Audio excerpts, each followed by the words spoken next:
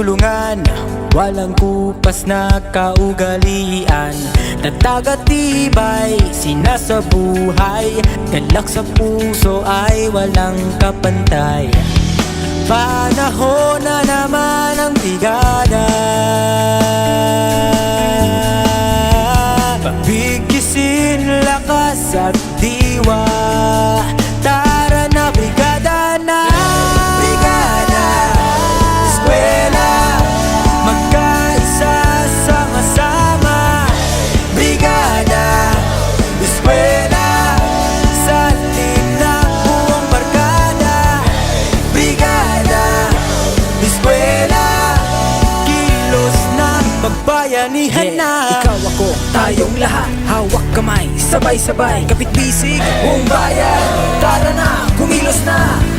Tulong-tulong sa pagsulong, hatid na kalidad sa edukasyon. Sa kabataan, saya at dunong, buong madla sabay na aahon. Panahon na naman ng brigada, pabigisin lakas at diwa. Tara na brigada na, brigada eskwela, magkaisa sama-sama. Brigada eskwela, salin na buong barkada. Brigada eskwela, kilos na magbayanihan na. Brigada eskwela, kilos na magbayanihan na. Brigada magbayanihan na, magbayanihan na.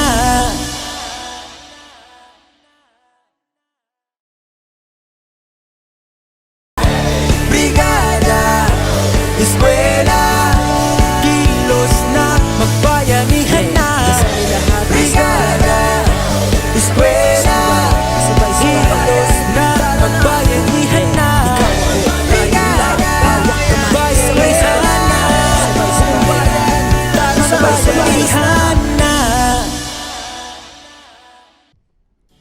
A pleasant morning, everyone, to our dear visitors, especially to SK Chairman Barangay Lourdes, City of San Fernando, Mr. Reynold Velardo, to our dear Principal, Ma'am Linis Guerra, to our teaching and non-teaching staff, to our friends and stakeholders, greetings of solidarity.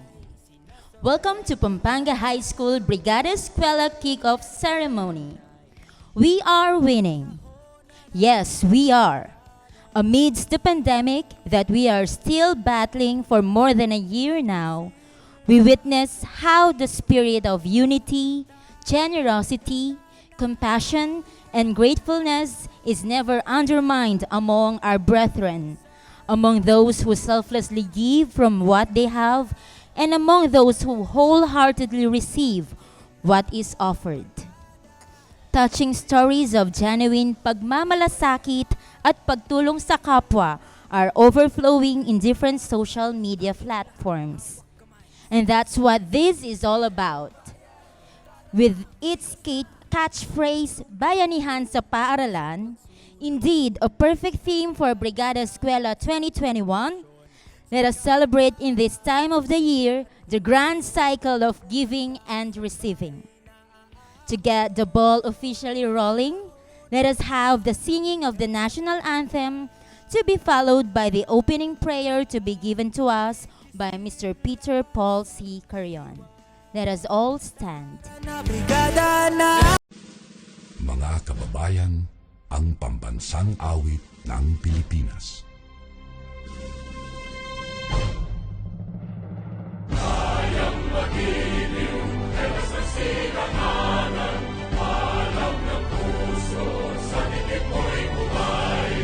Lupang binirang, kuya ka ng magiting, sa manluluping, di ka pasisigil, sa nagagang tutok sa simoy at sa langit mo pagaw, ay hinagang tulakaw.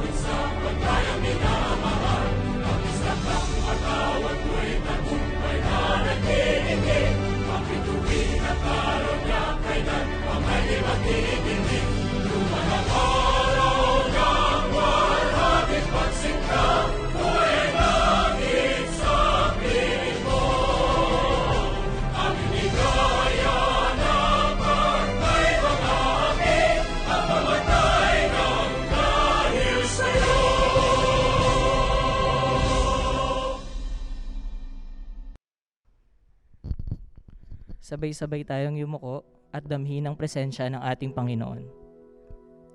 Sa ngalan ng Ama, ng Anak at ng Espiritu Santo. Amen.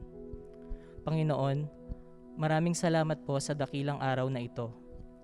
Kami ay nagtitipon upang gunitain ang pagbubukas ng panuroang taon 2021-2022 sa pamamagitan ng programang Brigada Eskwela ng Kagawaran ng Edukasyon na may temang Bayanihan sa Paaralan. Nawa, Panginoon, ay pagtibayon niyo po ang espiritu ng bayanihan at patuloy na ugnayan ng mga stakeholders sa Pampanga High School.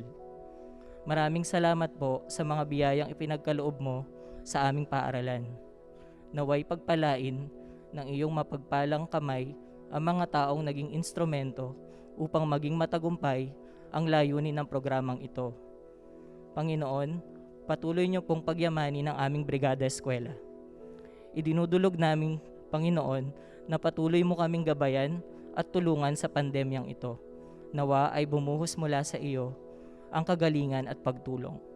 Sa iyo ang kapurihan at kabanalan mula sa pangalan ni Hesukristo, ang aming tagapagtanggol at tagapagligtas. Amen. Sa ngalan ng Ama, ng Anak at ng Espiritu Santo. Amen.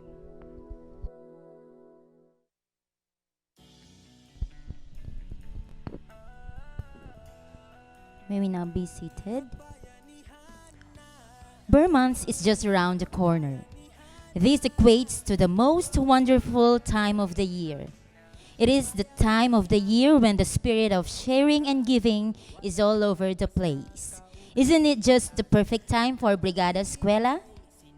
The National Schools Maintenance Week, or more commonly known as the Brigada Eskwela, is an annual activity led by DepEd where everyone in the school community, including the private sector, work hand in hand to prepare schools for the opening of the classes, and that will be on September 13 for this school year 2021-2022. The said program will run from August 3 to September 30, which is said to be the longest ever to date. But in truth, all donations are very much welcome all throughout the year. With that being said, let us put our hands together for Ma'am Lina Misgera, our dear principal, as she welcomes us in this momentous event. Isang mapagpalang umaga po sa ating lahat. Sa ating mga panahuhin ngayong umagang ito kay Sir Reynald Velardo, na alumni din ng ating eskwelahan at siya ang SK Chair ng Barangay Lourdes po, na sa ating mga barangay officials na kasama ni Sir Reynald, and at sa ating Alumni Federated Representative Sir Albert Ochenko, sa ating mga magulang, sa ating mga school personnel, isang mapagpalang umaga po. Bilang paghahanda para sa pagbubukas ng klase sa September 13, ang Brigada Eskwela ay isinasagawa sa buong bansa upang muli maipakita ang pagkakaisa ng sambayanan sa pagtataguyod ng kolaborasyon upang mapagtagumpay ang solusyonan ang anumang issue at pagsubok na ating pinagdaraanan sa kasalukuyang panahon upang maibigay ang kalidad na edukasyon sa ating mga mag-aaral sa gitna ng pandemya. Ipinapaabot ko po ang aming taus-pusong pasasalamat na napagtagumpayan po natin ang nakalipas na taunang panuruan 2020-2021. Palakpakan po natin ang ating mga sarili sa tagumpay na nakaraang panuruan. Dahil po sa inyong walang sawang suporta sa ating mga programa, sa paaralan, sa ikabubuti ng edukasyon para sa ating mga mag-aaral. At ngayon, akin pong tinatanggap ng taus-puso ang inyong pakikiisa sa pasisimula ng Brigada Eskwela 2021. Ang Brigada Eskwela ay isang malawakang hakbang at gawain nang sa ganon, muli nating palakasin at pagtibayin ang pakikiisa ng lahat ng mga stakeholders ng paaralan. Tayong lahat po ay magkasangga sa iisang layunin na maibigay ang kalidad na edukasyon sa ating mga mag-aaral. Dahil dito, ang paaralan ay maghahanda para sa school year 2021-2022 sa tulong ng lahat ng ating mga stakeholders. Hindi lamang po sa physical facilities, learning resources, higit sa lahat ang paghahanda po ng ating mga guro ng ibayong pagbabahagi ng kanilang kaalaman, oras, produktibong panahon, puso at buhay para sa ating mga estudyante. Sa ngalan po ng Pampanga High School, administration, teachers, students, FASFEC officers na nandito po ngayon ang ating Pangulo, si Sir Ivan Salas, ang buong PHS family ay malugod po namin kayong iniimbatahan. Samahan ninyo po kami sa pagpapatuloy ng mga magagandang programa para sa ating mga mag-aaral.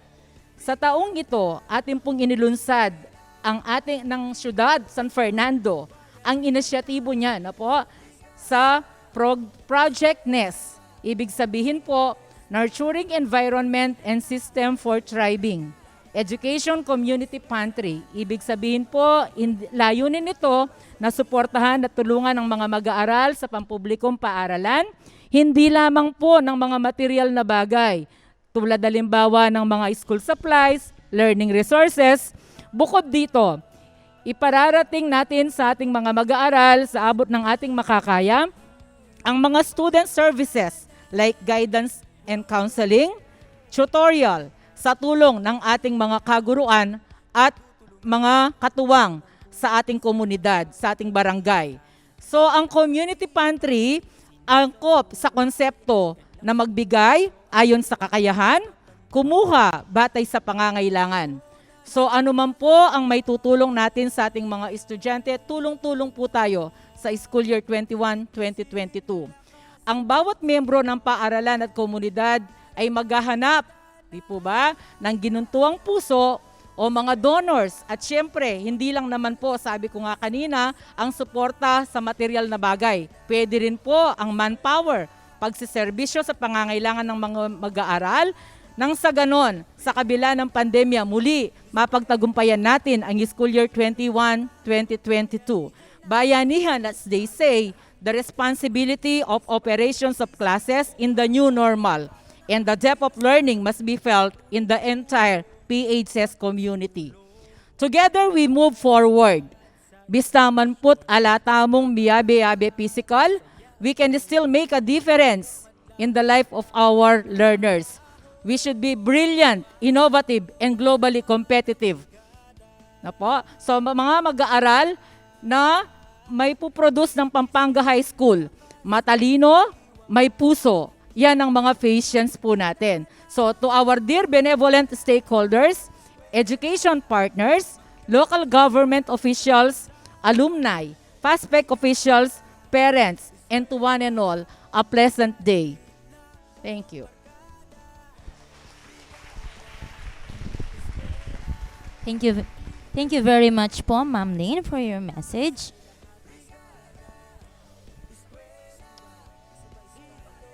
At this point, let us watch as Dr. Rosalyn S. Muli, our hardworking OIC Assistant Schools Division Superintendent, delivers her message to us. Pleasant and a blessed morning to everyone. Greetings to the indefatigable school principal of Pampanga High School, Mrs. Lynn Esguera, to all the head teachers, to all the mighty pillars of PHS, our teachers, the PTA officers, parents, to everyone, welcome po. Malaus ko po. Why Malaus ko po? Malaus ko po because this Brigada Eskwela kickoff ceremony is the start, okay? Is a new beginning, so to speak. And we are about, no? It gives us the signal that we are about to start the school year 2021-2022. And this year's Brigada Eskwela with the theme Bayanihan para sa Paaralan is a very good call to bring us together and unite us as one, all in the name of our school children. Just like po a sensible saying in Kapampangan, which I would like to give it also in Kapampangan tone, which goes, nanuman kabayat ing bubuat, kakayanyang anting patpat nung dakala ring mamuat. Yes, our dear stakeholders, we are really depending so much on you. Without your solid and genuine support that you are extending, I think all the targets or even our goals set, no, will never be realized without you, our dear stakeholders. We really value you so much. We value your continuous assistance that you are giving, no? Be it in a form of material, financial, or even self-help. As in everything that you are giving to us, everything that you are extending to the school, to PHS, is really important. And it really falls as part of building the what we call a strong move for the school and the end line for our school children. Perhaps also it's something wise, no, to remind you about the oversaid and even overheard na maxim or African proverb, which goes, and I quote, "It takes a whole village to educate or to raise a child."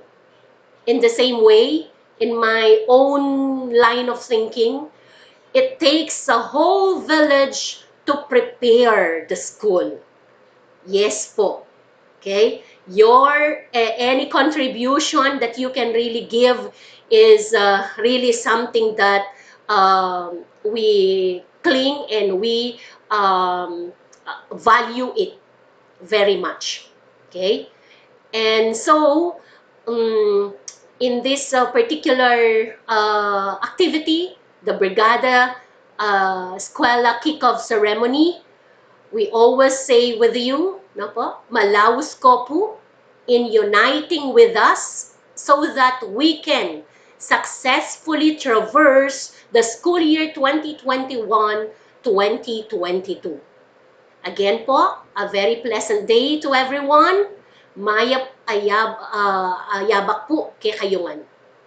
Thank you. To give us an inspirational message, let us watch this video from our visionary and goal-oriented Schools Division Superintendent Officer in Charge, no other than Dr. Imelda P. Makaspak. Bayanihan, pagtutulungan.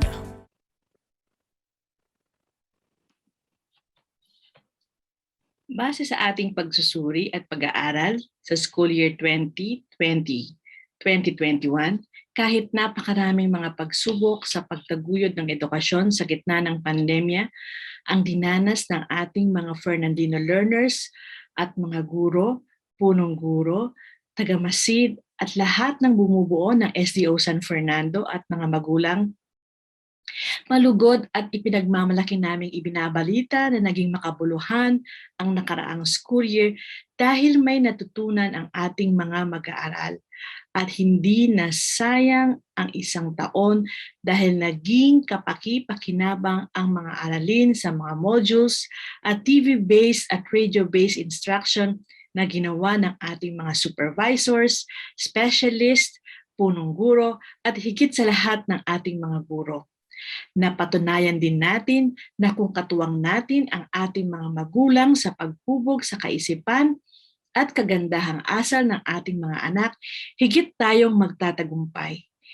Hindi natin itinuturing na pagkabigo ang ilan sa mga nakita natin na dapat pang ayusin sa susunod na school year, bagkus ang mga ito ay magiging daan lamang upang lalo nating mapabuti ang learning modalities na ipapatupad natin sa darating na school year. Hindi natin napagtagumpayan ang nakaraang school year kung walang naganap na bayanihan sa edukasyon. At lalong hindi natin mapagtatagumpayan ang mga susunod pang taong pampanruan o school year kung hindi magpapatuloy ang bayanihan sa edukasyon. Kaya labis ang pasasalamat natin sa ating mga stakeholders, individual man, NGO, pribadong kumpanya, gaya ng CLTV 36, mga kolehiyo at universidad, at local government unit, lalo na ang ating Mayor, Mayor Edwin Santiago, at Vice Mayor Jimmy Lasatin, na buong puso at walang sawang nagbigay ng tulong hindi lamang ng salapi, kundi maging ang kanilang panahon at talento para higit nating maitaguyod ang ating Learning Continuity Plan. Salamat po sa Diyos at salamat po sa inyong lahat. Hindi pa tapos ang pandemya. Marami pang mga pagsubok ang ating masasagupa, ngunit hindi tayo magpapadaig sa pandemya. Hindi tayo susuko sa pandemya. Hindi natin hahayaan na may kahit isa mang Fernandino learner ang maiiwan at hindi makakapag-aral. Hindi natin hahayaan na hindi magiging makabuluhan ang school year 2021-2022. Hindi natin hahayaan na walang matututunan ang ating mga learners sa school year 2021-2022 dahil lagi tayong magbabayanihan sa edukasyon para sa bata, para sa bayan. Tara na, magbayanihan na, magbrigada eskwela na. Magandang buhay po sa inyong lahat.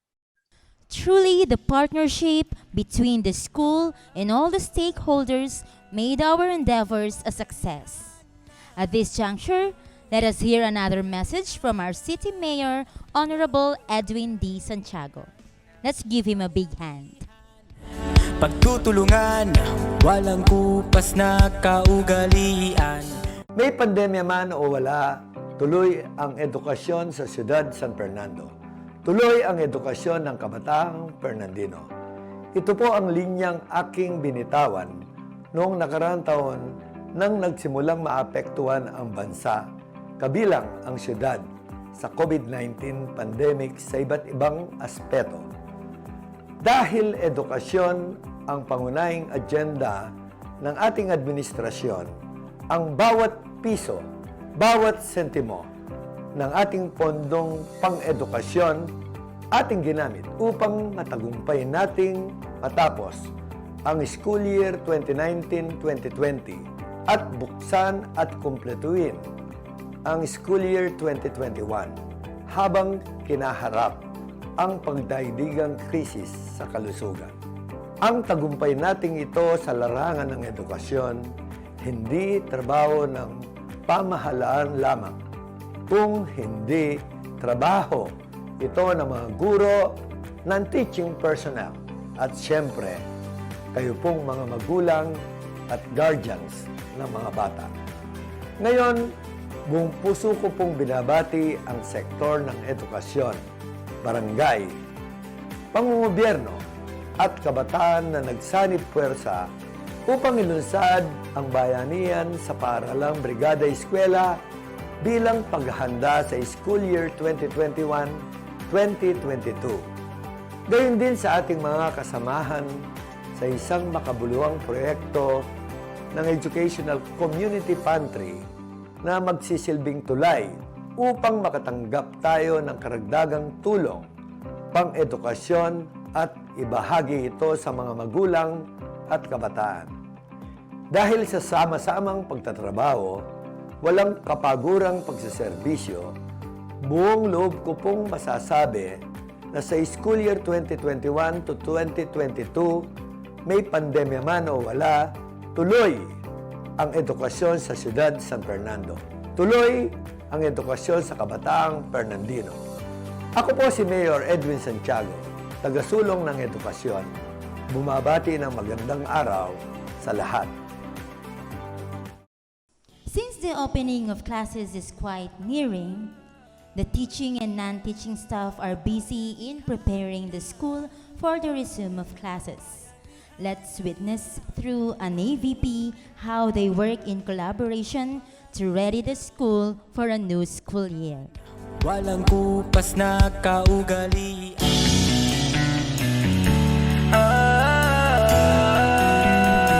Magbayanihan na, magbayanihan na,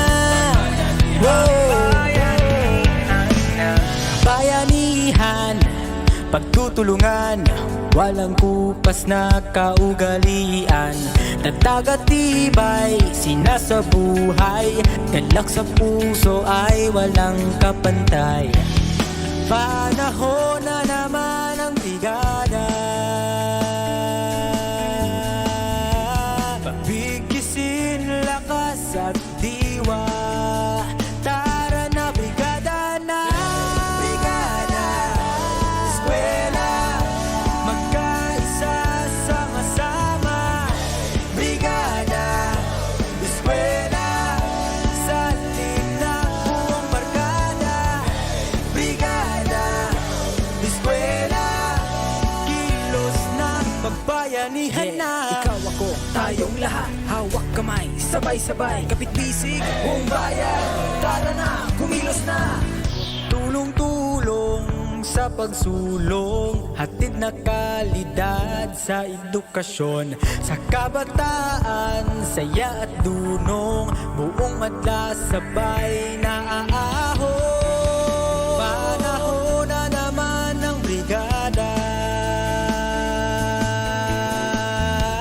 pagbigkisin lakas at diwa.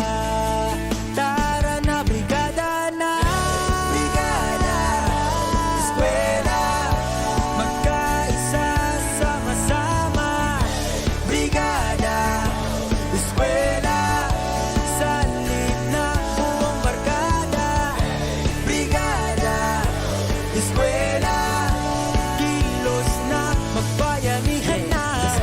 Brigada, eskwela, kilos na magbayanihan na. Brigada, magbayanihan na. Sabay-sabayhan na.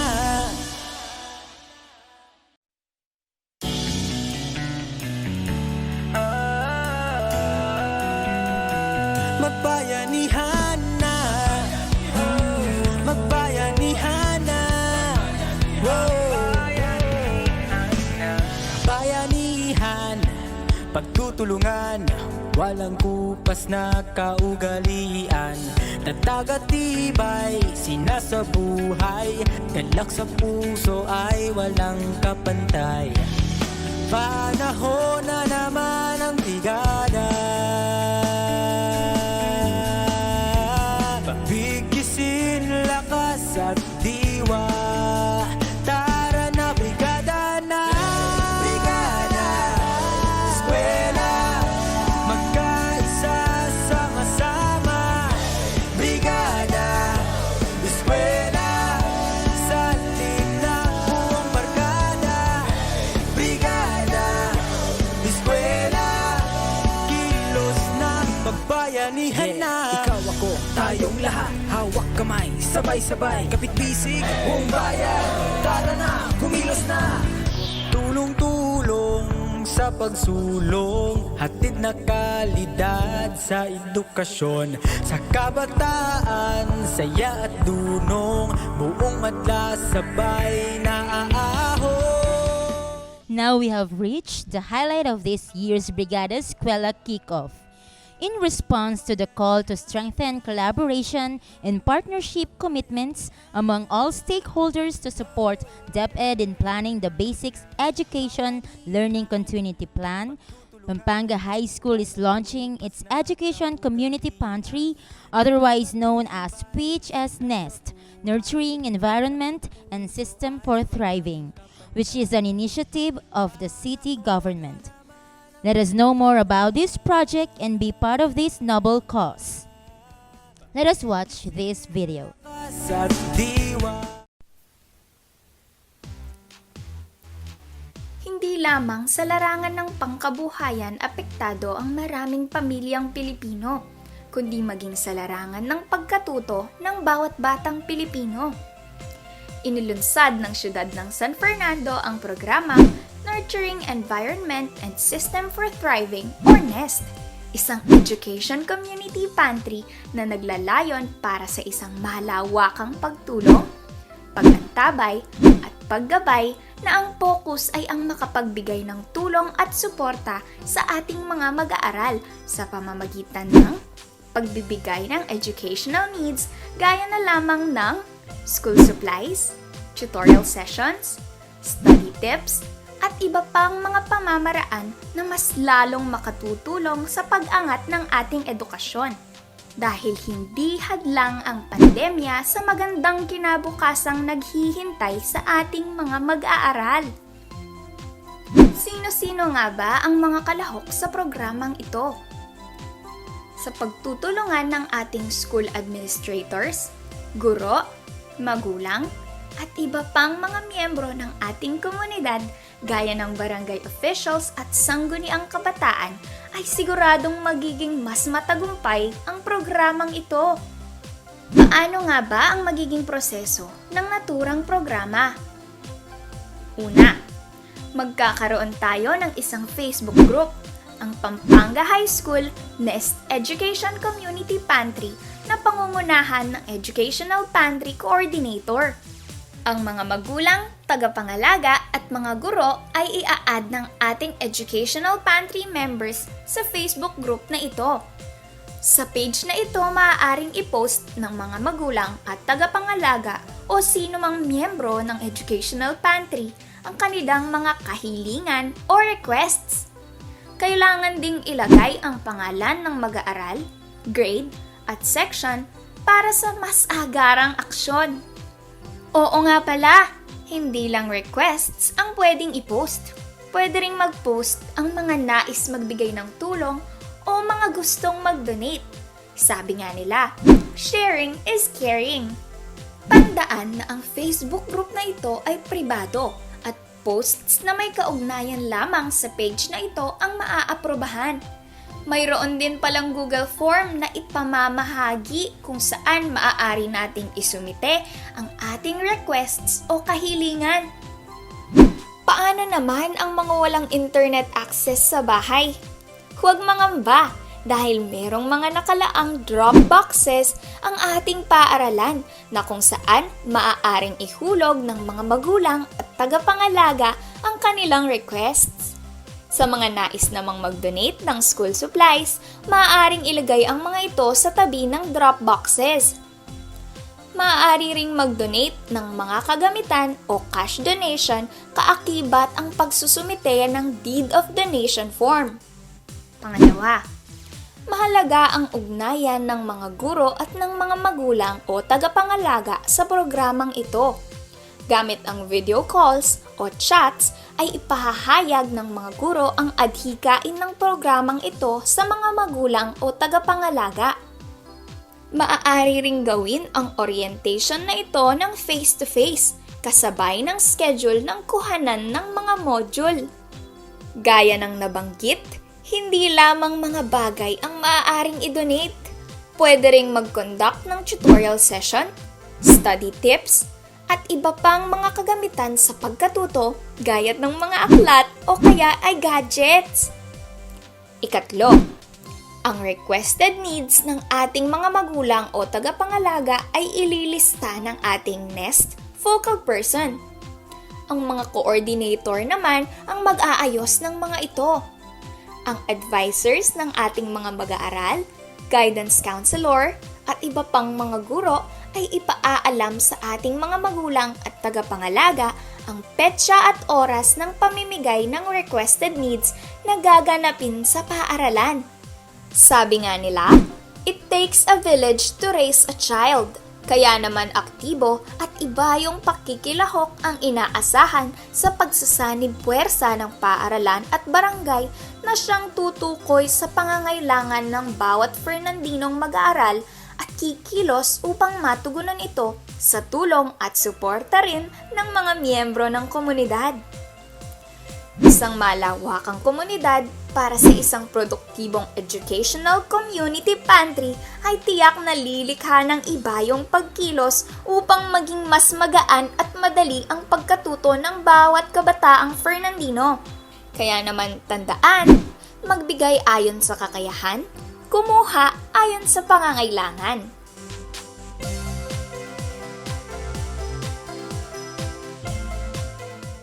To enlighten us more about the Education Community Pantry, let us listen to this video message from the proponent of the said project, Mr. Sab Jimenez. To the whole PHS community, led by our dear school head, Ma'am Lynn Esquera, our BE coordinator, Sir Arnold, our faculty and staff, our PTA officers and members, our stakeholders and guests, I congratulate the school for this Brigada Eskwela event, and especially for the launching of the Education Community Pantry.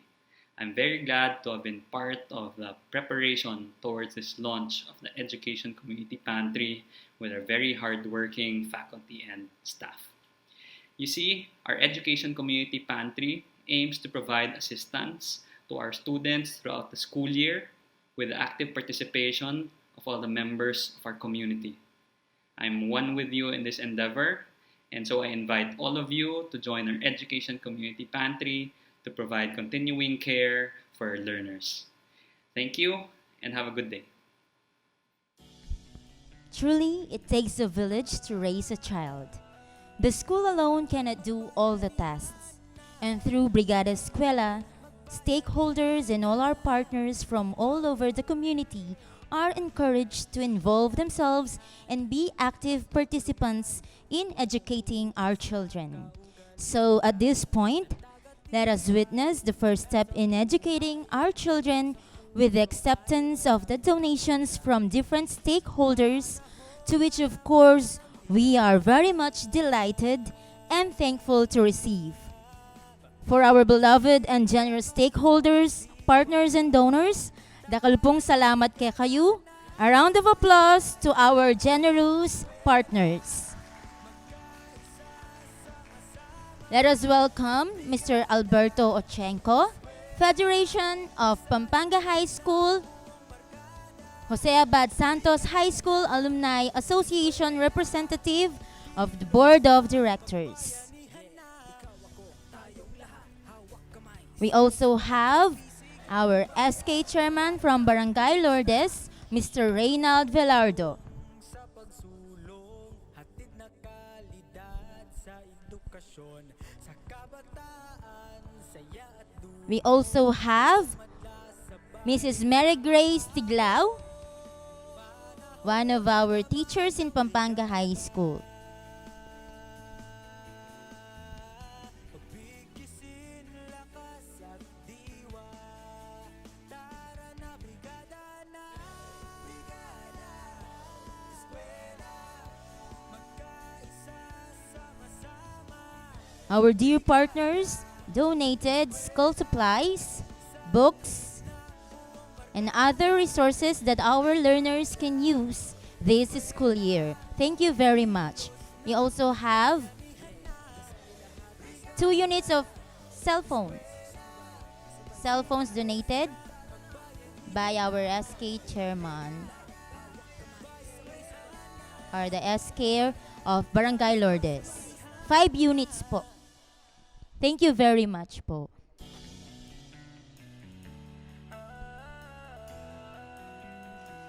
Magbayanihan na, magbayanihan na,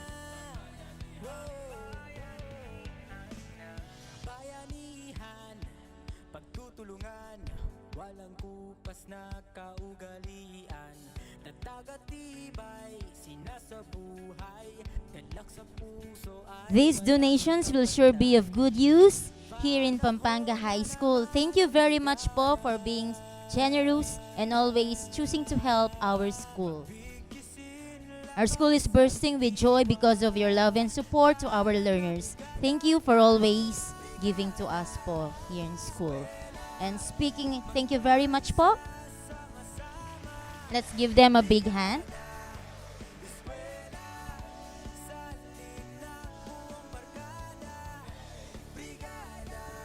Speaking of books, Pampanga High School embraces the culture of reading even in the face of pandemic. Spearheaded by the English department with the help of senior high school teachers from different departments, Pampanga High School launches Brigada Pagbasa. Let us find out more about this amazing project. Saya at dunong buong A blessed morning? How many of us would spend a minute, an hour, or a day for reading? Since kindergarten, we are taught about the basics of reading, from reading phonics to reading 3 or 4 letter words, until such time that we reach elementary, where we are asked to read paragraphs, essays, and even short stories. In high school, we read a lot of materials such as short stories, which are not actually short but 5 to 10 pages long.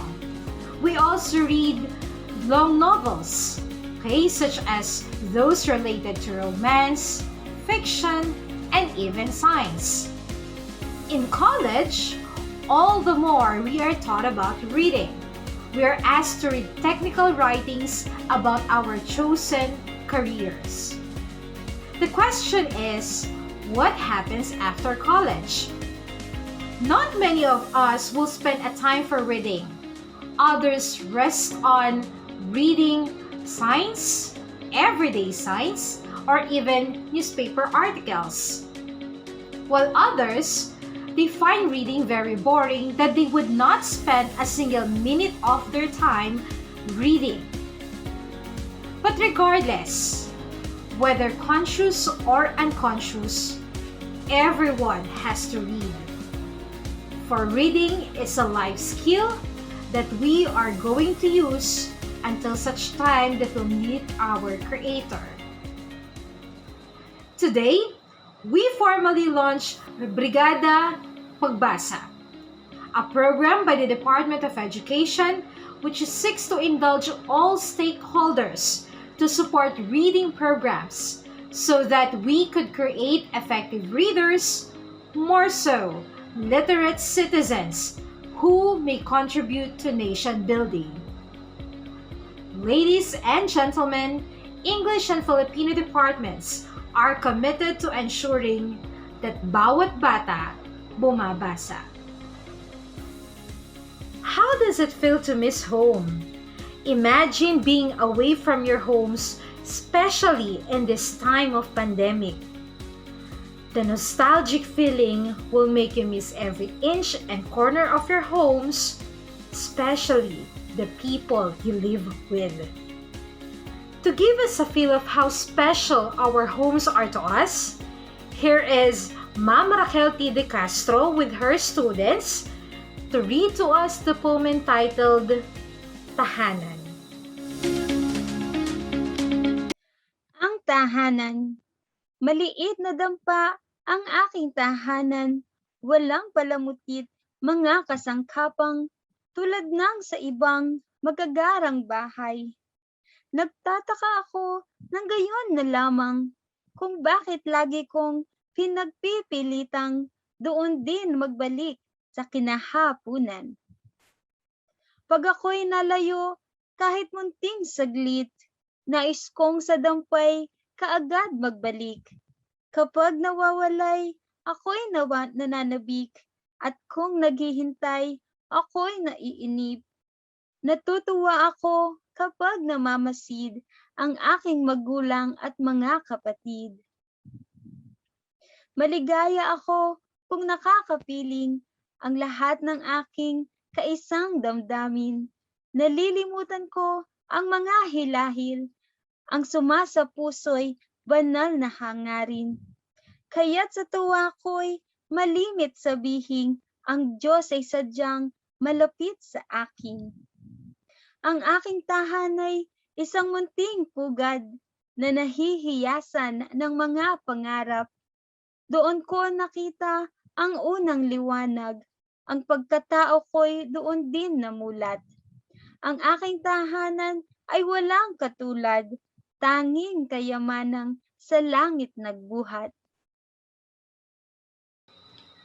In this most trying time, where self-love and survival are what the situation clamors for, would you be willing to sacrifice and give yourself to the world?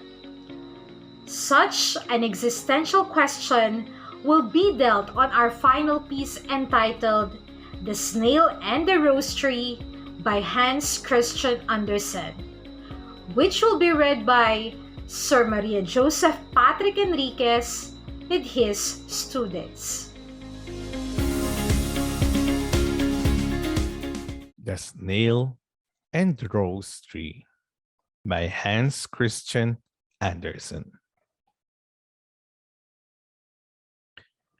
Round about the garden ran a hedge of hazel bushes. Beyond the hedge were fields and meadows with cows and sheep. But in the middle of the garden stood a rose tree in bloom, under which sat a snail, whose shell contained a great deal, that is, himself.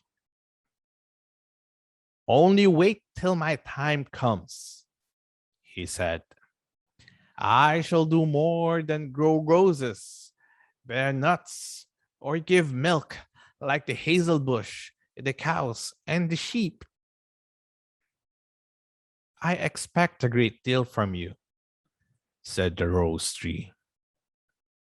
May I ask when it will appear? I take my time, said the snail. You're always in such a hurry. That does not excite expectation. The following year, the snail lay in almost the same spot, in the sunshine under the rose tree, which was again budding and bearing roses, as fresh and beautiful as ever. The snail crept half out of his shell, stretched out his horns, and drew them in again. Everything is just as it was last year. No progress at all. The rose tree sticks to its roses and gets no farther. The summer and autumn passed.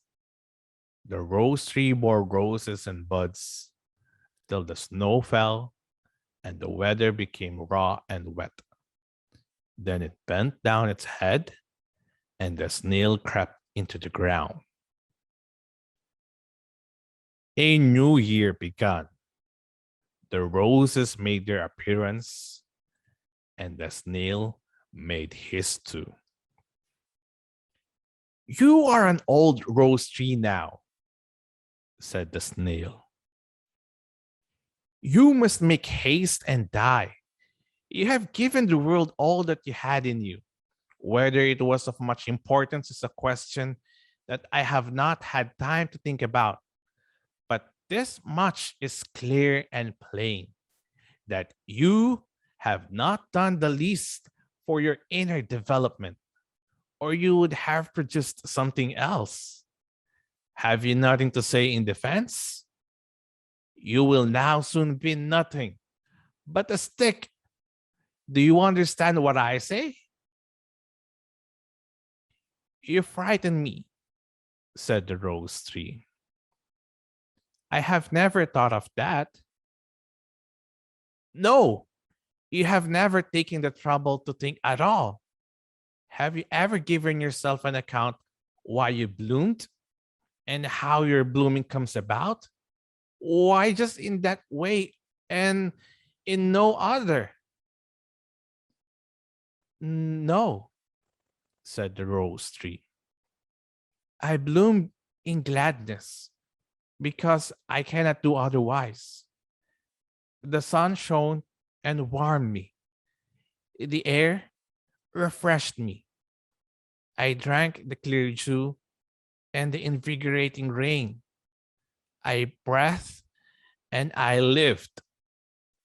Out of the earth there arose a power within me, whilst from above I also received strength. I felt an ever renewed and ever increasing happiness, and therefore I was obliged to go on blooming. That was my life. I could not do otherwise. You have led a very easy life, remarked the snail. Certainly, everything was given me, said the rose tree. But still more was given to you. Yours is one of those deep thinking natures, one of those highly gifted minds that astonishes the world. I have not the slightest intention of doing so, said the snail. The world is nothing to me. What have I to do with the world? I have enough to do with myself and enough in myself. But must we, not all here on earth, give up our best parts to others and offer as much as lies in our power? It is true, I have only given roses, but you, you who are so richly endowed, what have you given to the world? What will you give it? What have I given? What am I going to give? I spit at it. It's good for nothing, and that does not concern me. For my part, you may go on bearing roses. You cannot do anything else. Let the hazel bush bear nuts, and the cows and sheep give milk. They have each their public. I have mine in myself. I retire within myself, and there I stop. The world is nothing to me. With this, the snail withdrew into his house and blocked up the entrance. That's very sad, said the rose tree. I cannot creep into myself, however much I might wish to do so. I have to go on bearing roses. Then they drop their leaves, which are blown away by the wind. But I once saw how a rose was laid in the mistress's hymn book, and how one of my roses found a place in the bosom of a young, beautiful girl, and how another was kissed by the lips of a child in the glad joy of life. That did me good. It was a real blessing. Those are my recollections, my life. And the rose tree went on blooming in innocence, while the snail lay idling in his house. The world was nothing to him. Years passed by. The snail had turned to earth, in the earth, and the rose tree too. Even the souvenir rose in the hymn book was faded. But in the garden, there were other rose trees and other snails. The latter crept into their houses and spat at the world, for it did not concern them. Shall we read the story all over again? It will be just the same. The Snail and the Rose Tree by Hans Christian Andersen. In this most trying time, many of us have felt weak and small in the face of adversity. But we must not dwell on these feelings for too long, because we must be strong. Perhaps not for ourselves, but for the people who draw strength from us. With that, here is Ma'am Ann Valerie V. Buot with her students to read to us the Kapampangan poem Bakas Panas by Kirabindi Fernandez. Bakas Panas. Ingha makapanas ake kang kasaman, king panlalawe mo ala ng kabaldugan. Ni alayang silbi nung pitutuliran, nunesalot ya pa king kekang kabiyayan. Dapat atinyaring pawaga ing panas, gintong kausukan na naman yagkas. Medaral pakan ing hamak king malas, ketang kayang letya nung mablas ya maplas. Ing panas wari dapat yang apusan, king kasipaga na ampong kayagapan. Alayang patugot titipon kabiyayan, inya daranop karasting kauran. Ing panas alayang bakas ng makalto, uling ingletya na ala ng anino. Dapat ka ring taong mitam ng talino, ing bakas ning panas ing sala ning aldo. Ako man panas kung malating poeta, babya kausukan king bisang mabiyasa, ing kanakong bakas dening poesiya, ing taglerang aral yang pangkungan keka. Bakas, panas. Really, nothing can stop us from gaining new knowledge and spending time with books, even if it brings us to Zoom reading. That was commendable. At this point, let us have Ma'am Mary Ann Navarro, our school librarian, for her pledge of acceptance.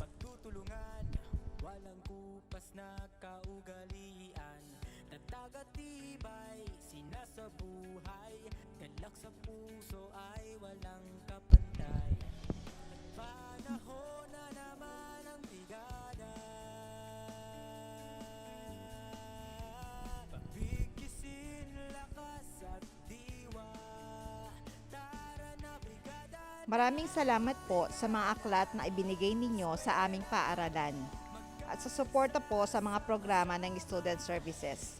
Malaking tulong po ito sa aming mga estudyante.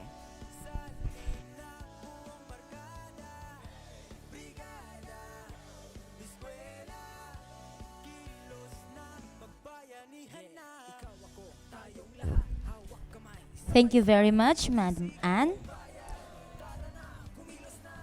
And to give his pledge of support, may we call on Mr. Reynald Velardo, our SK chairman from Barangay Lourdes, Chupaco. In behalf of the Federation of the Sangguniang Kabataan in San Fernando and of the Sangguniang Kabataan of Barangay Lourdes, City of San Fernando, Pampanga, we are pledging our support for this Brigada Eskwela and our education pantry here in Pampanga High School. Thank you.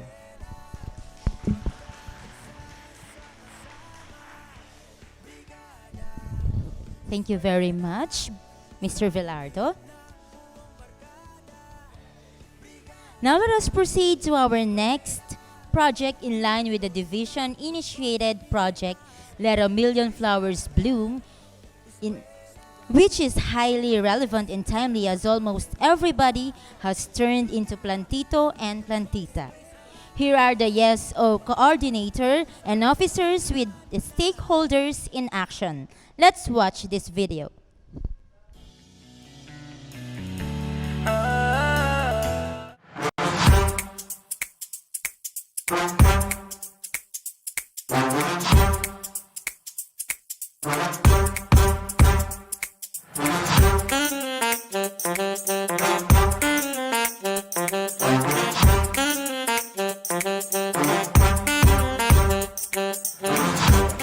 City Health Office, Health Department ay suportado ang Brigada Eskwela ng Pampanga High School. Ako si Corporal Yarsyad. Ang pulis ng San Fernando ay sumusuporta sa Brigada Eskwela ng Pampanga National High School.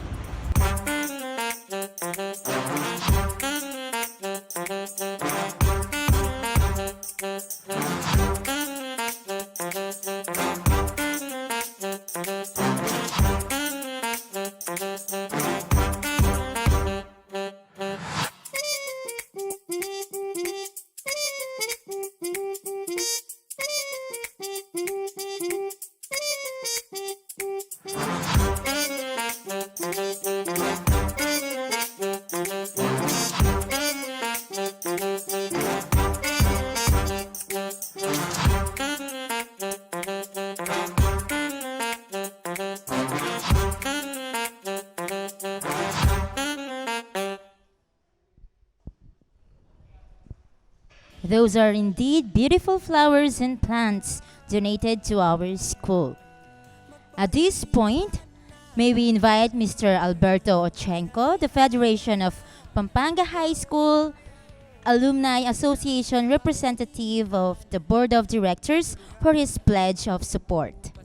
Kaugalian na tagatibay, sinasabuhay, galak sa puso ay walang kapantay. Isang napakagandang balita na ibinahagi po sa amin ng ating principal na ang kasalukuyang enrollment ng Pampanga High School ay nasa 12,000 mahigit na. So ito po isang patunay sa maiging pagtatrabaho ng ating mga guro at ng mga liderato ng Pampanga High School.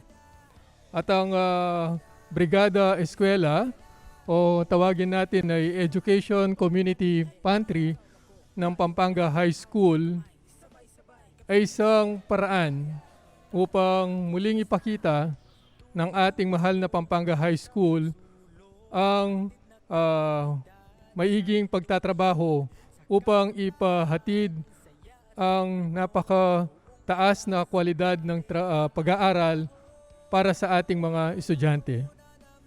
Bilang kinatawan ng Alumni Association at ng Parent Teachers Association ng ating eskwelahan, kami ay nangangako na tutulong at patuloy na makikipag-ugnayan para sa ikaunlad at ikabubuti ng pag-aaral ng ating mga estudyante.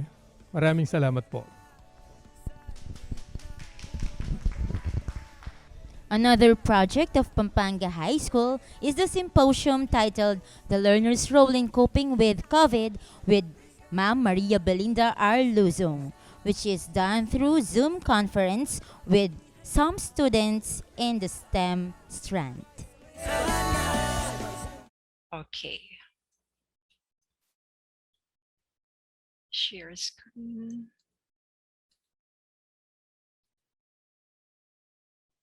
Ayan, I just got excited with the topic po. Sensya na po. Okay. So a few days ago, si Governor Delta po, nag-launch siya ng project that provides free set of medications to be taken by COVID positive confirmed patient tested through RT-PCR. Okay? Bibigyan niya ng libreng set of medications consisting of, teka lang, merong mga waiting, admit all, yan, admit all ko lang to, yung mga waiting. Okay, so one woman band ako ngayon. Okay, and si Governor Delta po, nagbigay siya ng free set of medications for all patients na tatamaan ng COVID, provided these patients will present the result through RT-PCR. Okay? So ang gagawin nyo lang po is kapag nakarandam kayo na sa tingin nyo may COVID kayo, i-report nyo na agad sa inyong barangay health center, and then yung barangay health center, siya na po ang bahalang makipag-communicate with you. Tapos po, kung na-test kayong positive, no, sila po ang magpapatest sa inyo. Kung na-test kayo ng positive sa COVID through RT-PCR, confirmed siya, ang gagawin is bibigyan kayo ng set of medications habang nakapila po kayo na ma-admit either sa hospital or sa mga quarantine facility. Depende po sa kung symptomatic kayo o severe po ang case nyo. So yun po ang campaign nila ngayon. Bakit po habang ngayon pa lang na nasa bahay kayo, binibigyan na kayo ng medication that is good for 14 days? Kasi para maaga na ang pag-receive nyo ng medication while waiting to be admitted to the hospital kung severe po ang case nyo. Dahil mahaba po talaga ang pila ngayon ng mga pasyente at wala na po talagang lugar sa mga hospitals. So yun po ang naging campaign ng ating governor. Okay? So next, okay, so they give prednisone, no, to prevent inflammation in the body. Aside from the prednisone, sa set of medications ang binibigay nila, which is given twice a day, they also give Zitromax, azithromycin. That is antibiotic. You might be wondering why give antibiotic, two sets of two different kinds of antibiotics. Well, because we are preventing actually yung pagpasok ng what we call the opportunistic infection. Kasi nga, kapag may sakit ka, mahina ang immune system mo, prone kang magkaroon ng pneumonia din. And ang pneumonia, kung ang cause niya is bacterial instead of viral, so kailangan i-treat din yan. Sumasabay din kasi siya sa virus. So kailangan talaga mag-take ka rin ng antibiotic. And other drugs that they also give is paracetamol if you have fever or if you have pain in the body, masakit ang ulo mo. And they also give vitamin C with zinc. With zinc po, no? Kasi yung zinc is very effective po in recuperating our body, strengthening our immune system. Yun ang nagagawa ng zinc. Okay? So, yung RT-PCR, no, versus rapid antibody test, ang RT-PCR po, this is the test procedure, no? Due to its high sensitivity, the RT-PCR test is the gold standard for detecting active SARS-CoV-2 infections. However, although the sample collection itself only takes around 5 to 10 minutes, no? Susundutin ka lang dito to get the mucus example, you may need to wait up for days for results. Pero parang ngayon, napapaaga na. Parang pag tinest ka ngayon, bukas, in a matter of 32 hours or yung minsan 24 hours, no, makukuha mo na yung result, itatawag nila sa'yo. Because these samples actually need to be sent to the lab with adequate processing facilities, since the technology required to perform this test is costly and has to be imported. So the RT-PCR is also quite expensive. Magkano po siya? 4,100 pesos sa mga ano, dun sa may harap ng Makabali, 4,100 pesos. Okay? At ito lang ang tinatanggap ng DOH. Hindi niya tinatanggap si COVID-19 rapid antibody test. Hindi niya tinatanggap yung result na to, no? Kasi according to the COVID-19 task force, if your test comes up as reactive dito, you will be required to do RT-PCR tests at a laboratory or at a hospital for confirmatory. If the test is non-reactive, you will be required to do another rapid antibody test in 10 days, no, to confirm the results. Bakit ganon? Kasi po yung immunoglobulin G natin at saka yung immunoglobulin M, antibodies po itong mga to, no? They can take several days actually to or weeks, days or weeks to develop. So taking the test again after 10 days will give you a more accurate results. And this is the reason why actually the DOH does not accept yung resulta nito. Gusto niya talaga RT-PCR, okay, as a way to diagnose COVID. Okay, anong ginagawa dito sa rapid antibody test? Yung dugo lang nyo ang kukunin, no? Doon sa RT-PCR, dito sa nose, yung mucus nyo. Pero dito sa rapid antibody test, mas murang-mura po ito, no? Affordable talaga siya. Kaso, mga kailangan pa siya ng confirmatory. yung RT-PCR. Ganun din ang magagastos nyo. Okay, next. So, ito po, meron na tayong variants of concern, no? Marami sila actually, pero isa sa mga matindi is the Delta variant. Okay. Dating ano yan, may ibang tawag sa kanya dati, no? Kaya lang para maalis yung diskriminasyon na galing siya sa India, binigyan na lang nila ng pangalan na Delta. So yung working definition nitong Delta variant na to, it has been associated with one or more of the following changes, no? At a degree of global public health significance. Ano po yun? Increase in transmissibility of the disease. Okay, next is increase in its virulence. Ano yung virulence? Yung ano niya, yung pagka-aggressive niya ng virus mismo na madaling makakapit sa iyo. That is virulence, no? Decrease in the effectiveness of public health and social measures or available diagnostics vaccines or therapeutics, hindi agad-agad tumatalab yung mga gamot sa Delta variant. Ganun siya naging na-classify under variant of concern. Okay. Tapos meron tayong nababalitaan, di ba, yung lambda. Lambda is from Peru actually, no?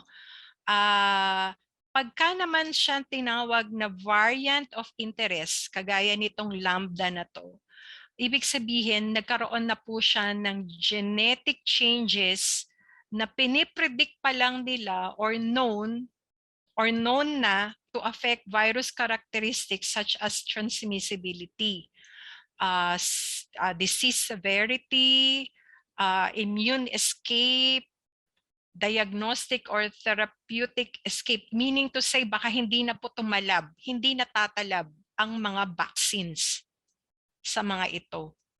So identified sila to cause significant community transmission or multiple COVID-19 clusters sa multiple countries po affected na. Kaya sinabing ito ay variant of interest. Okay? So, ano siya, parang nagpo-pose siya ng emerging risk to global public health. Kaya siya variant of interest. So for now, ang nababalitaan pa lang natin na nasa atin, na dumating na, at ito ay nasa community transmission na is the Delta variant. So mag-ingat po tayo dito. Okay, anong sagot sa mga meron tayo ngayon? Walang iba kundi i-practice pa rin natin yung health protocols. Sabi nga nung anak kong doktor na pathologist, Mami, wala pa rin talagang iba kung hindi yung basic health protocols gawin natin. Very effective talaga yung mask. Okay, so ito yung mga coronavirus health and safety tips. Okay, una, remember, wash your hands. Okay, although it may seem obvious, washing your hands regularly and practicing good hygiene is one of the best ways actually to prevent transmission of the virus. And you should wash your hands regularly with soap and water for at least 20 seconds or using happy birthday twice. Making sure to wash your palms, the back of your hands, no? May procedure para yan na parang ginagawa ng mga doktor kung paano maghugas ng kamay, ano. If it is not practical naman po to wash your hands, just use alcohol-based hand cleanser throughout the day, and especially when entering and exiting new spaces. Okay, ako palaging nakasabit yan sa aking bag. Yan. Okay, next, cover your cough and sneezes. Cover your cough and sneezes. Bakit? Kasi once you cough out or sneeze, the droplets of your sneezes stay suspended in the air for a long time, for long hours. And in a very small room, no, pwedeng in a matter of maybe seconds, depende sa size ng room, spread lahat yan. Di mo alam, ini-inhale mo na pala yung sneeze nung kasama mo dun sa room na yon. So kung kung magka-cough man tayo mag-sneeze, hindi ako agree dun sa gaganon ka. Why? Kasi lalabas dun sa ilalim ng kilikili mo. So dapat talaga kumuha ng tissue, may ready ka palagi. Kung makaya mong lumabas ka ng room, pero kung hindi na kaya, yung iyong handkerchief or yung tissue mo na naka-ready, isahod mo na siya dito, dun ka mag-sneeze, tapos itapon mo na agad siya sa trash can, no? Ibalot mo ng iba pang tissue, itapon mo sa trash can, at yung kamay mo, mag-alcohol ka o maghugas ka. Para hindi yung na-sneeze mo na yun, na-contaminate na yung kamay mo, hindi na yun lilipat pa sa ibang mga bagay-bagay. We call them fomites, no? Yung mga bagay-bagay na pwedeng magtumulong mag-spread ng infection. Now, please wear a mask when going somewhere. Wear face shield. Ang daming matitigas ang ulo, yung face shield nakataas. Yung iba parang OOTD lang sa kanila yung face shield, no? Actually, wearing mask help reduce the viral transmission and keep each other safe, no?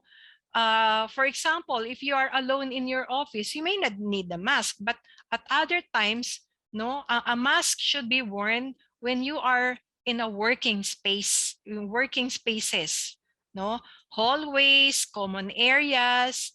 Alam nyo ba yung balita dun sa nagkaroon ng Delta variant na dinaanan lang siya nung driver, nagkakape siya dun sa may coffee shop. Yung isa naman, nadaanan lang siya dun sa mall, dun sa may clothing section, pero naapektuhan sila, no?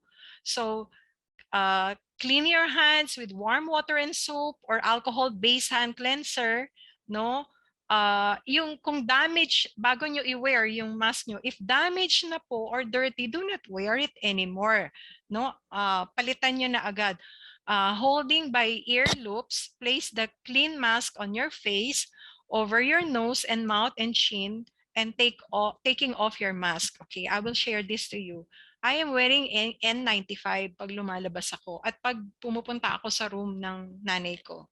Tapos, pinapatungan ko pa siya ng isa pa as a reinforcement itong surgical mask. Kaya, 2 layer. Hindi naman ako nahihirapan huminga. I prefer N95. Hindi ka mahihirapan huminga. Ang importante, kahit lumabas ako, I know na hindi ako mapapasukan ng virus. Okay? Ayan. So yung World Health Organization finally admits coronavirus is airborne. But it's too late.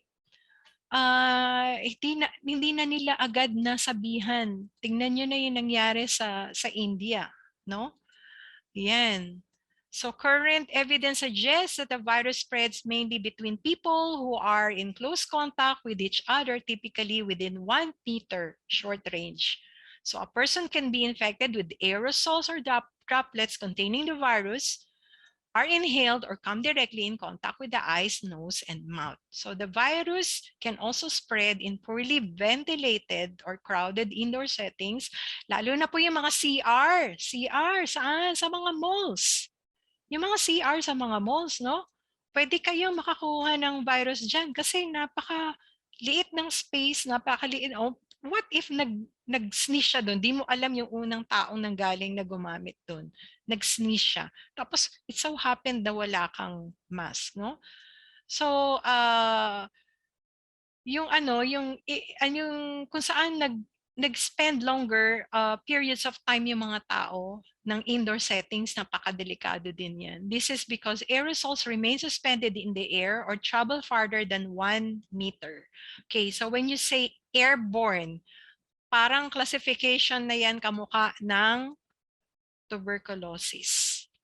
Yung bacteria na nagkakos ng tuberculosis is airborne na siya. So parang ganun na rin si Delta variant. Okay? So pagka nandun kayo sa isang lugar, no, wait for your turn. Huwag kayong makipagsiksikan sa maraming tao. Ako, whenever I pay for my bills, I just use the GCash. Magta-transfer na lang ako from Land Bank, put it in my GCash. I can pay for the Prime Water. Alam niyo man si Prime Water, pag di ka nakabayad on time, mag-a-add siya ng 10% ata, no? Sa bill mo. And then I can pay for Spelapco, I can pay for my Converge without going to these offices anymore. So it saves me time, it saves me travel time, no? And it also saves me from getting the virus anywhere. Next is practice social distancing. So it can really minimize the transmission of the virus. So when interacting, you do your best to stay as far apart as practical, no? Avoid greetings such as handshakes, giving wave instead, ganun na lang, wave na lang, no, to minimize or prevent close in-person contact with others. Okay. Ma'am Bel, pa-accept daw po, excuse po. May Ay. mga nasa waiting room po. Sige po. Ayan. Ma'am Bel, admit all na lang po kayo para di na kayo mag-distract, no? Thank you po. Thank you po. Okay. So wipe down between use, no? Ano to? Yung halimbawa, cellphones nyo, ginagamit nyo, kahit kailang gumagamit yan, you wipe it down between use kasi it serves as a fomite. So when you say fomite, it refers to inanimate objects that can carry and spread disease and infectious agents. So fomites can also be called passive vectors. Mga gamit lang sila, pero pag nahawakan mo yan at nalagay mo sa bibig mo, sa nose mo, na kaskas mo dito sa eye mo, nakarating sa mucous membrane mo, papasok ang virus sa'yo. So in offices, yung mga computer labs, yung mga other shared spaces, it's important to clean countertops, no? The phones, door handles, yan, door handles, importante po. Hinahawakan niya ng iba't ibang tao, no? And other common surfaces after each use. So for moisture-sensitive objects like electronics, no, pwede po kayong, you should spray it with a disinfectant, no, onto the paper towel muna, and then wipe down. For countertops and other common surfaces, you can spray directly and then wipe away.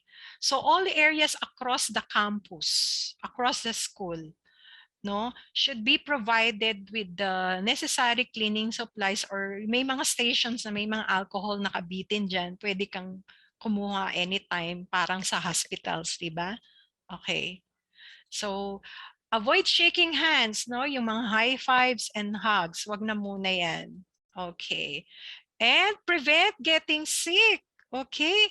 So, early recognition of symptoms and self-isolation from others reduces the risk of transmission. And to ensure the health and safety of all members of the school community, employees at saka yung mga estudyante kung sakaling magkakaroon ng klase na face-to-face, pero I doubt kung magkakaroon this year, no?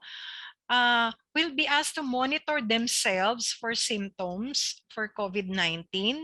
And to assist with this, no, pwede tayong magkaroon ng screening tool for that. Parang yung pagkapapasok ka sa mall, ganun, meron kang susulatan. Ako, I prefer na I use the QR code. Ayoko kasing gumamit ng ballpen doon at magta-touch yung aking kamay doon mismo sa papel na pinagsusulatan ng iba't ibang tao. So students should contact their teachers, ganun.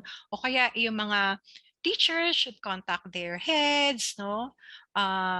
Kung sakaling hindi sila feel well, para at least malaman, mamaya kasi yung mga heads, no, meron punta ka dito, ganyan, ganon, no? Hindi natin matatanggal yun. So at least notified sila, alam nila kung anong nangyayari sa inyo. Huwag niyong pilitin pumunta sa school kung sa tingin nyo ay meron na kayong nararamdaman na hindi maganda sa katawan nyo. Kasi ang ano dyan is hindi mo alam, baka pwede ka ng ano ka na, yung asymptomatic carrier ka. Kinakalat mo na yung virus sa ibang tao. Okay? Next is get vaccinated. So encourage as well your family members to get vaccinated. Vaccinated na po ba kayo? Hello po. Just to check kung nandyan pa kayo. Yes po. Ayan. Very good. So ako yan, yung nasa picture. Okay. And ito dito nahihirapan ng ating gobyerno at lahat ng gobyerno sa buong mundo, no? What we're seeing both here and around the world is governments walking a very fine line, attempting to balance the society's health benefits with the potential economic costs of the pandemic, and as well to balance our personal freedoms with public restrictions for our own good. Binabalanse nila yan, which why they depend on nagmi-meeting muna sila mabuti.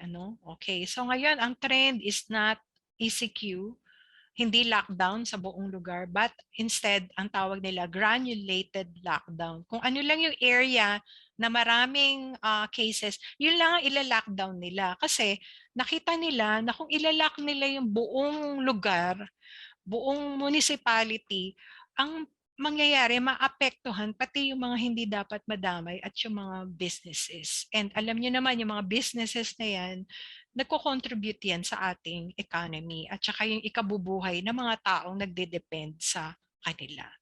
Okay. So the COVID-19 responsibility, we all own it. Call it common sense or call it self-leadership.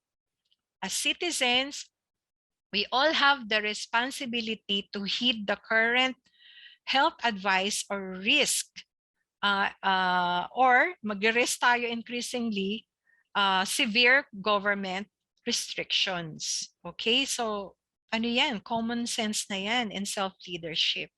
So your responsibilities is to keep everyone safe.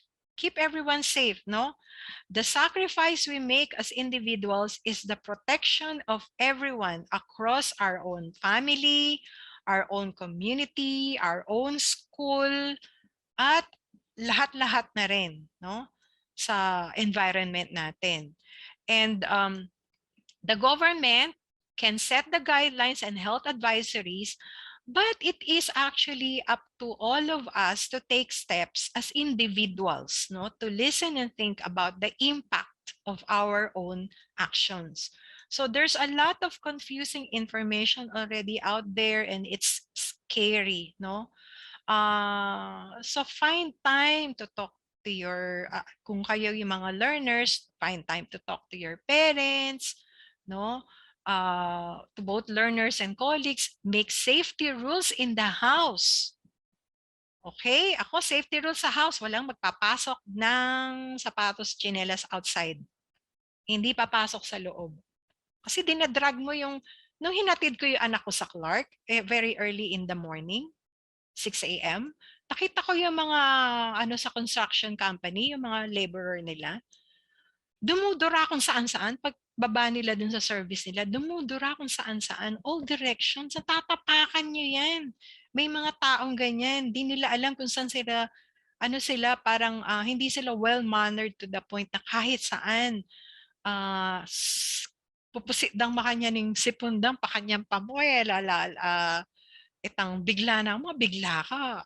Ating ay, Diyos ko, liwa, kagrabe talaga, no? So, talk out things to alleviate fear and make sure that you get good information. And probably the most important thing that everybody can do is physical distancing pa rin. Okay? So, outside your immediate family, make sure that you keep distance from others. That's the best way to prevent the spread of SARS-CoV-2. and its variants. Okay, so let me show you this circle model line of support. No, as a nurse, we were taught about this, no, sa community health nursing, na nandun ka sa gitna, ikaw yung individual. In case na nangailangan ka ng tulong, in need of care, sinong unang-unang tutulong sa'yo? Di ba unang-unang tutulong sa'yo yung pamilya mo? Family and friends, di ba? Unang-una yung mga family members mo. Doon pa lang papasok si neighbors and community workers maybe, and then the healthcare organizations. Pinaka-last pa lang si specialized healthcare organizations like yung JBL. Pero ang nangyayari ngayon, walang pakialam itong nasa gitna. Sige, libot. Dito, libot doon. Hindi niya alam na pag siya'y tinamaan, sino ang unang-unang titingin sa kanya? Yung family niya. Pero wala siyang pakialam na magkalat siya ng virus sa family niya. So, para po maiwasan, no, na magkaroon tayo ng shortage, which is nangyayari na ngayon sa healthcare system natin, yung service, kailangan po magsimula sa atin na tayo mag-ingat na para matulungan din natin yung pamilya natin na hindi sila magkaroon ng infection. Okay. So an ounce of prevention is worth a pound of cure. Kami mga nurses, nakaano kami dun sa prevention talaga. Prevention. Walang tatalo sa prevention.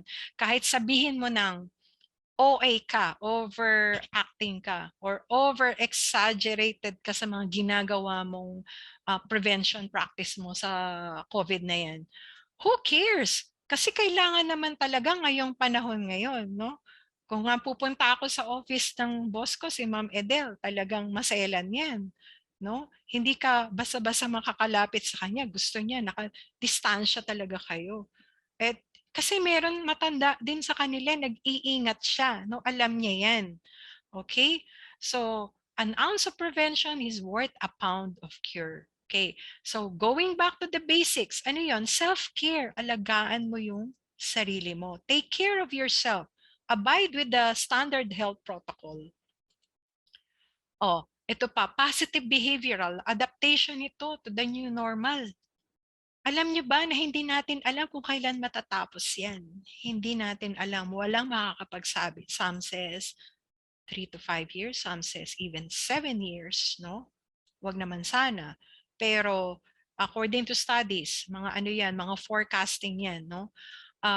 Pero change, no?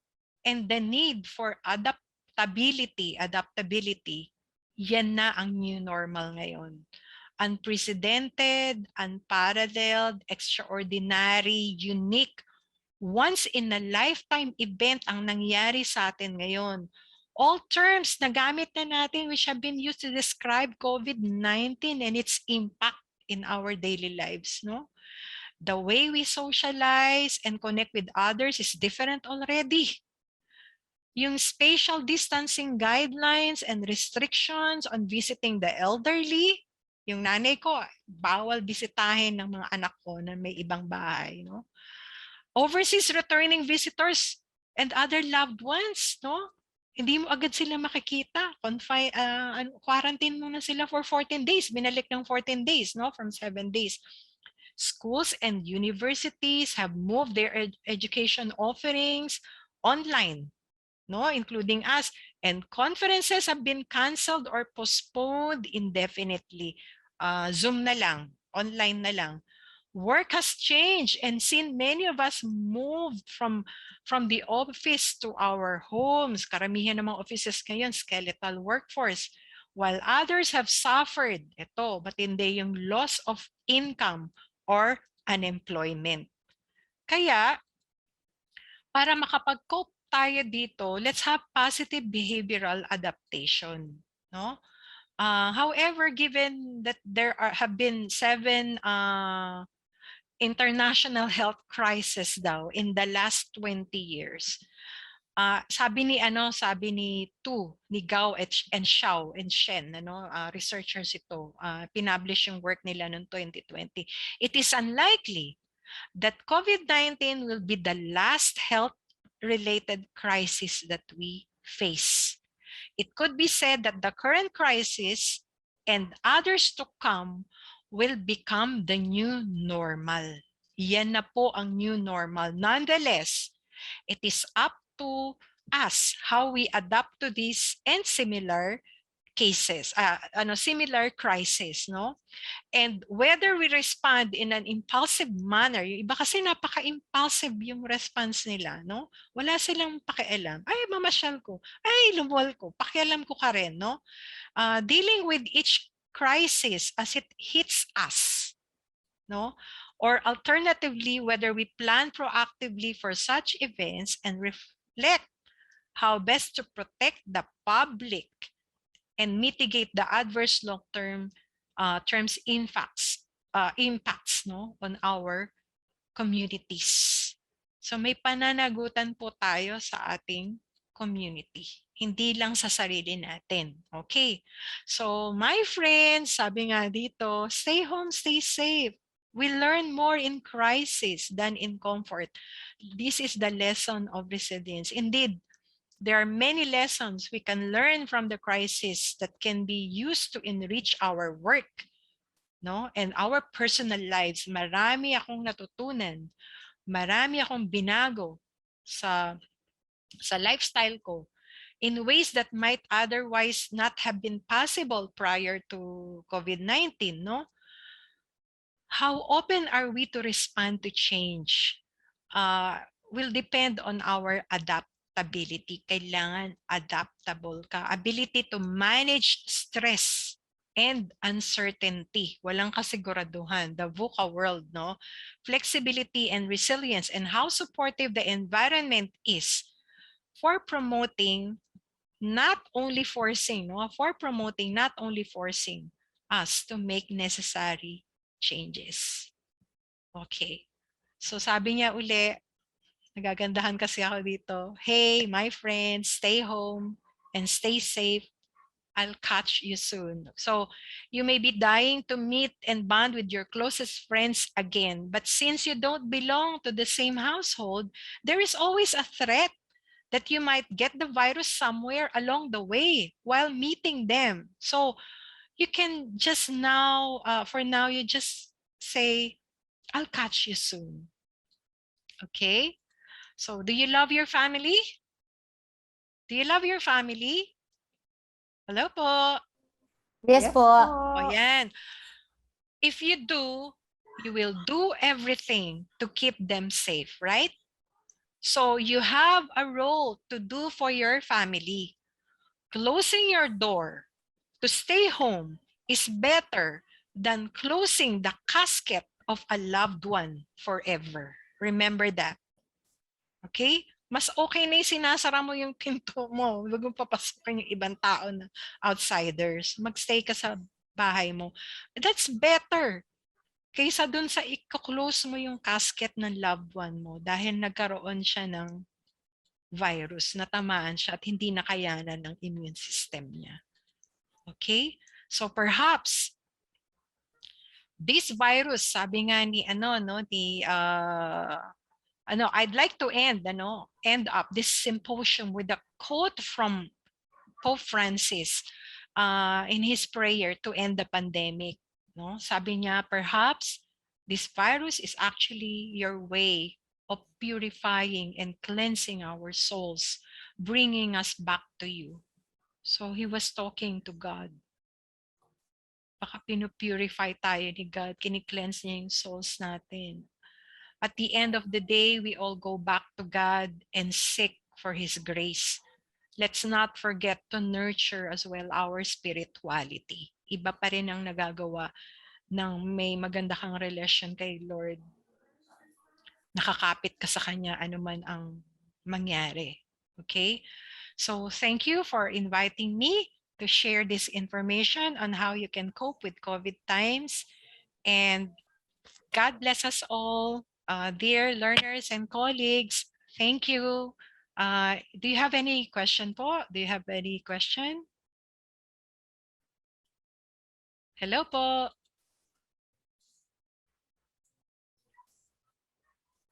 Hello.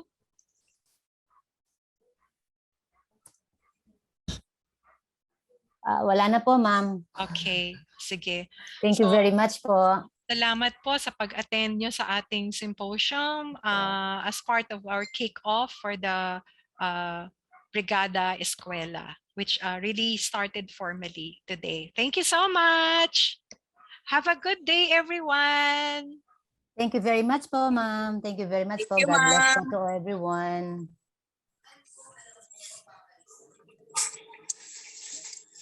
God bless you all. Okay po, God bless po, Ma'am Belle and the rest of the group. Ay, mag-picture taking pala. Wala na pang picture. Yun lang yung sinabi ko, wala nang picture. Oo nga, mag-picture tayo. Teka, gallery. Ako na lang magte-take ng picture. Sige. One woman band ako. Okay. Ayan. Paki-open niyo po yung mga ano nyo.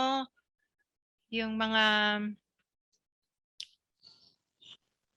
Yan, para po makita ko kayo. Yan. Naku, maraming salamat. Ako'y nasisiyahan at nakita ko po kayo. Ayan. Okay, Ma'am Rufa, Sir Erwin. Ayan. Ma'am Rufa. Okay. So, take ko na. Okay, first batch. 1, 2, ready, go. Okay, next. Next po. Ayan. Ito na siya lahat. Sige po. Okay. Thank you so much for gracing this occasion and love you all.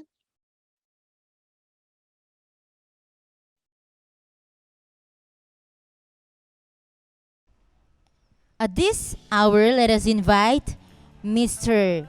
Ivan Salas, our FASPEC president, for his pledge of acceptance.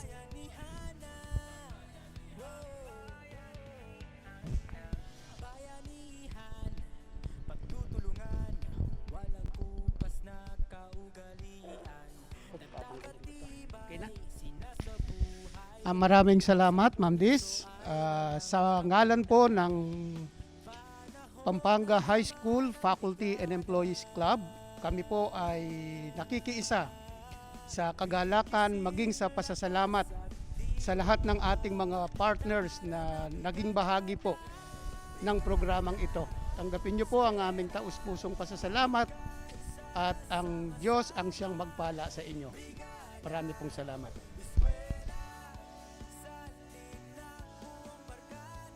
Thank you very much, Mr. Salas.